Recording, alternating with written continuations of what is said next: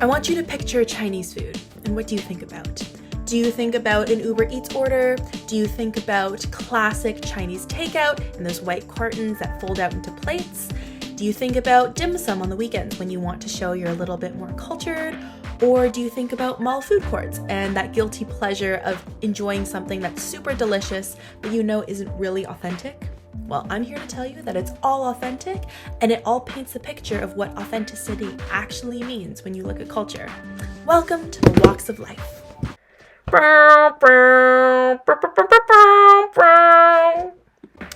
Now let's take a look at what authenticity actually means right now.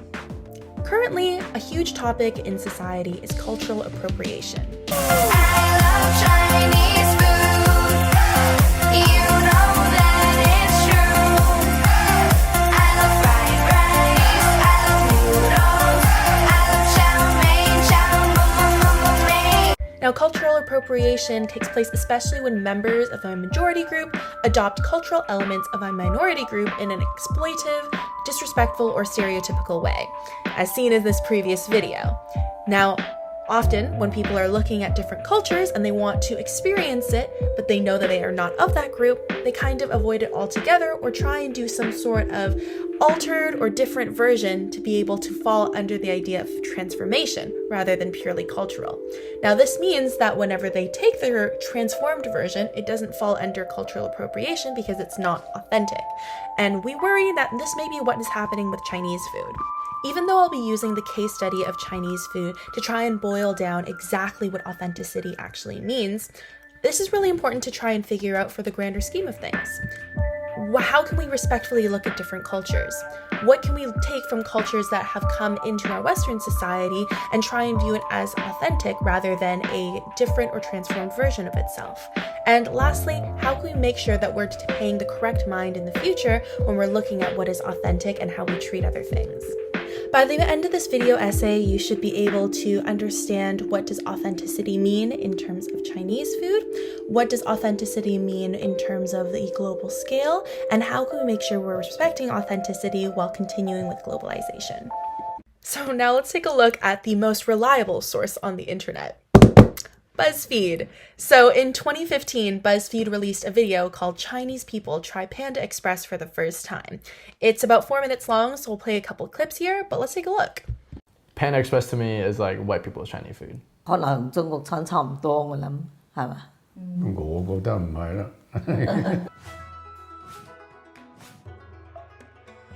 If you actually know like real Chinese chow mein, you'd be like, this is like American China chow mein. 中國抽麵係講咧。 Ooh, it smells like stinky feet. 还可以，味道好。 It actually tastes pretty, like, authentic. I didn't say that bad. Wow, you never had authentic Chinese Yeah, food before. this is like judged. It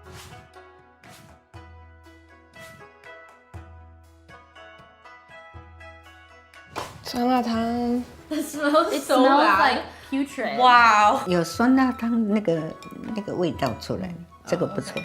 It's really sour. Yeah, I do not like that. Nope, no. 就是很像真正的。对，那味道很像。酸辣汤就是這樣。 I can't imagine anyone thinking that panda is actually Chinese food. 我話呢個幾好味，適合中國人食嘅嘢咁。適合中國人食。就是美國式的中餐嘛，你不能要求它要像我們傳統的中餐一樣。 So other than the fact that that food looks really delicious, it's really interesting to see that it was the younger generation that was discrediting the Panda Express that was put in front of them, as opposed to the older generation was saying, oh, this is actually pretty authentic, or this is really delicious. Why does this contrast happen? Well, we can look at it through the view of authenticity.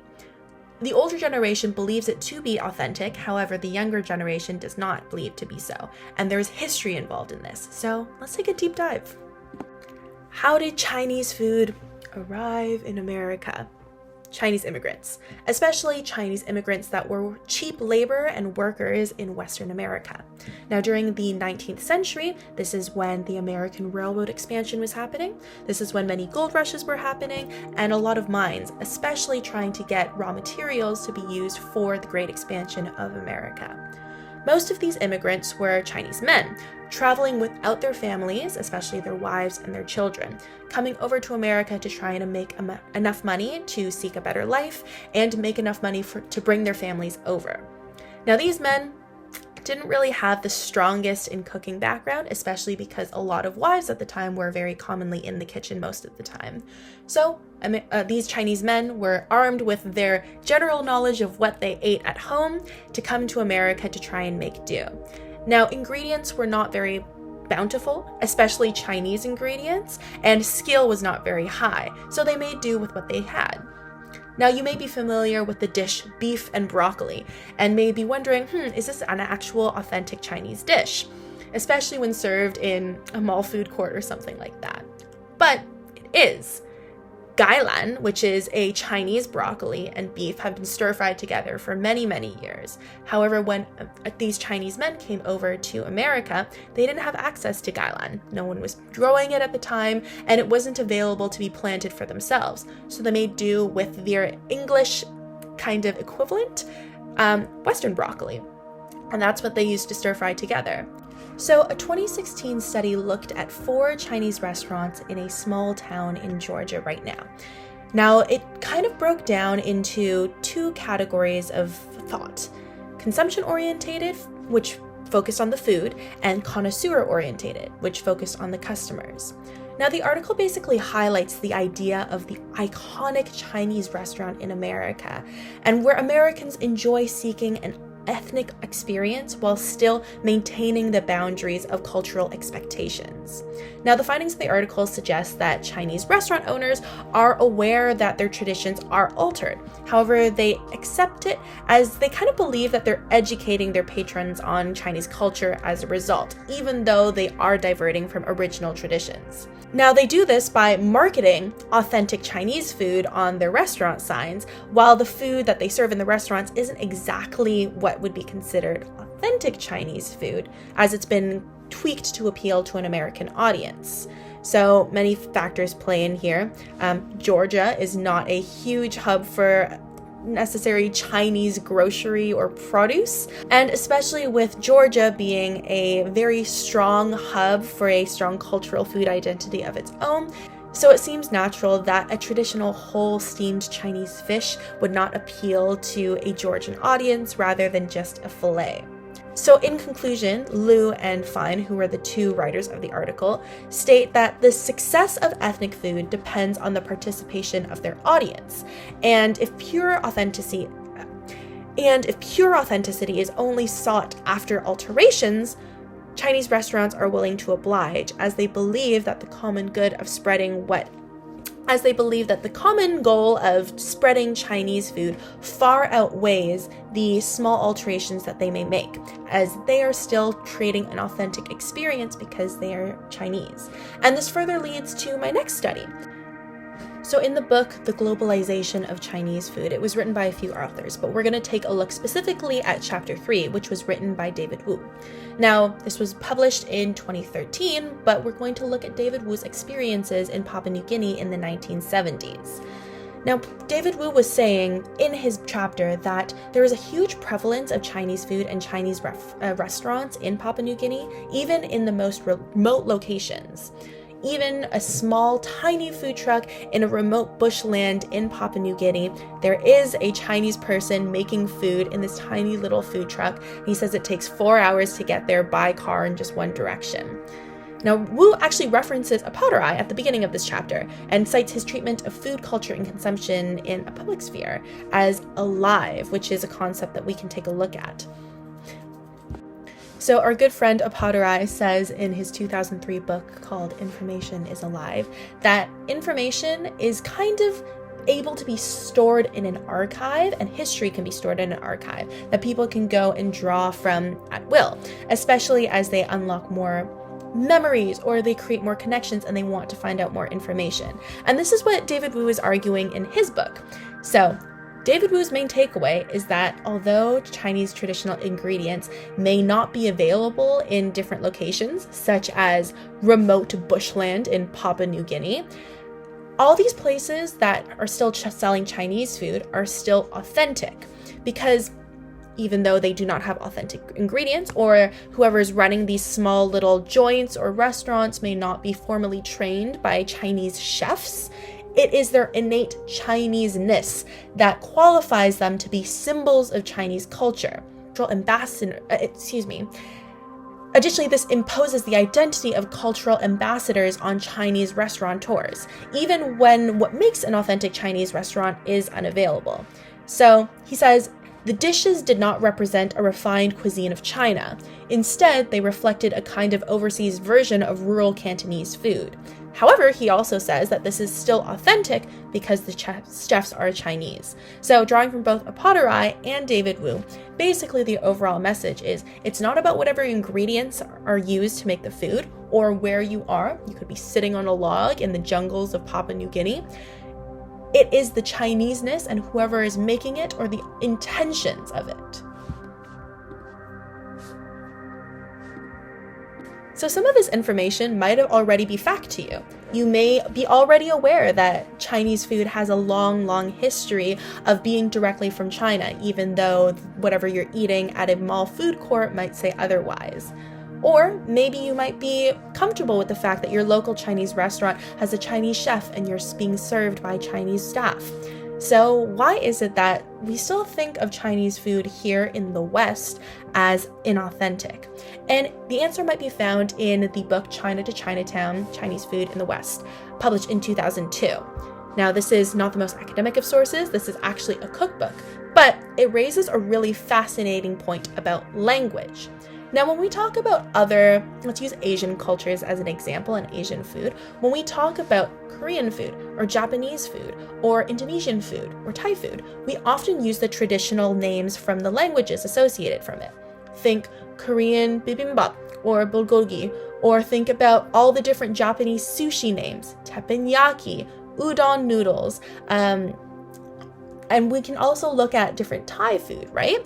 Pad see ew, pad Thai, or all of the other different cultures that have different versions of whatever their culture's name is. But think about Chinese food, dumplings, egg fried rice. There's all different types of fishes available, different buns. However, a lot of these aren't the traditional Chinese names for the food. They're not even anglicized versions of them. And whatever versions are anglicized, they're from Cantonese. For example, chow mein, right? That is an anglicized Cantonese word, not at all similar to the Mandarin version of cao mian, which is originally from northern China, where they speak Mandarin rather than Cantonese. So all of these elements kind of beg the question, why is that? Now, the theories can go from originally when Chinese food entered the American landscape, it was during a time of racism and ostracization and not wanting to use authentic names.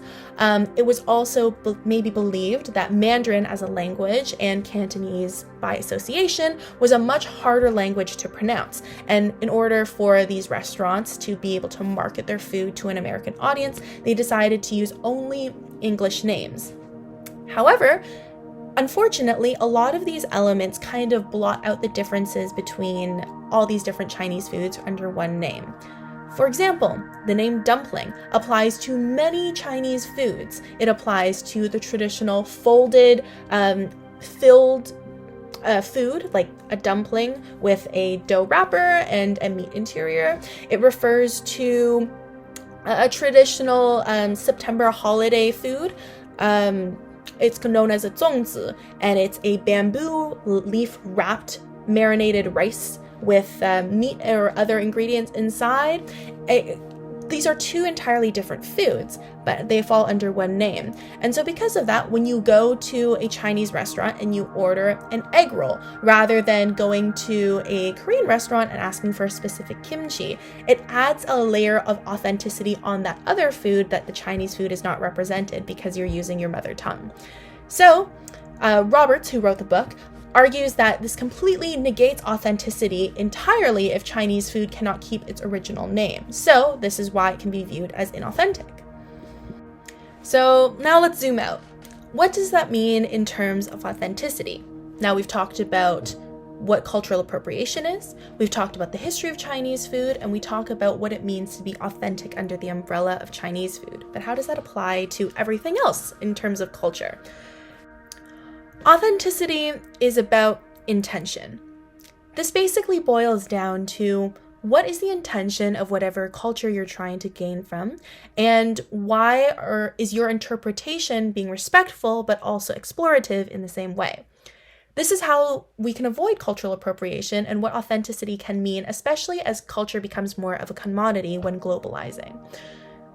International food is delicious. Looking at different music from other cultures is so interesting, especially when you're accustomed to whatever your neighbors are used to. It is important to look at authenticity as trying to keep the most original version of itself. However, as globalization is inevitably going to occur, we must take allowances to allow for cultures to be able to be spread without trying to be over-policing what authenticity and what original content may be. Now, the readings that I want you to accomplish that I've linked below are the two that I mentioned in today's video, but I think it would be a greater idea if you were to go a little more in depth to get a larger understanding and draw your own conclusions. So the first one is chapter 3 of the globalization of Chinese food. It's about 10 pages. I talked about David Wu's experience in Papua New Guinea, but he also talks about his own experiences in Hawaii and Chinese food in Hawaii. And I think it'd be interesting if you took a look. And then also, the presentation of ethnic authenticity, that study. I think by contrasting, one is more focused on interviews and looking at experiences, and the other one is looking more at a case study and different businesses in Georgia. I think both of them together will be able to give you a better idea of what authenticity can mean under the idea of Chinese food and what it can look like in globalization.